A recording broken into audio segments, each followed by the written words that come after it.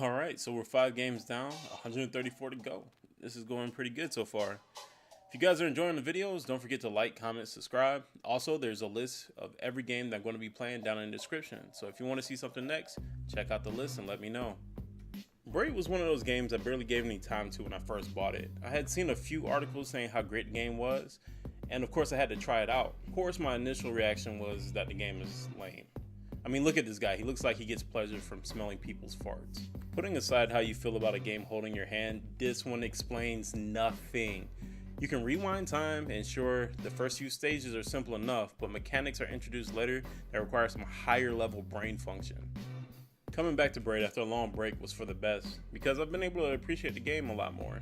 The story can actually be thrown out. Basically, some guy named Tim who's looking for a princess or something, and there's this funny looking bootleg Barney cast member that tells you she's in another castle every time you complete a level. There is more to it, but honestly, none of it really matters. Though the game itself is really good. Like I mentioned before, you can rewind time. There is no fail state that will force you to restart a level, and there are no tutorials. It's all on you how to figure out on how to progress through the game. There are other mechanics that are introduced that require some 4D thinking, like not being affected by the reversal of time, slowing time in an area of effect, or a shadow that does what you did after your rewind time so that you can do something else during that same period of time. There was a lot of trial and error. I mean, a lot of trial and error. Braid sets rules, make sure that you understand said rules, then makes you break them later. This made the game harder for me because I'm used to thinking within those set boundaries. And those boundaries expand and contract with each new section.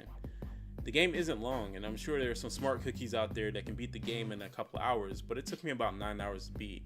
It was good for some weekend gaming. If you're up for a challenge, then I say pick this one up. I'm glad I gave this a second chance.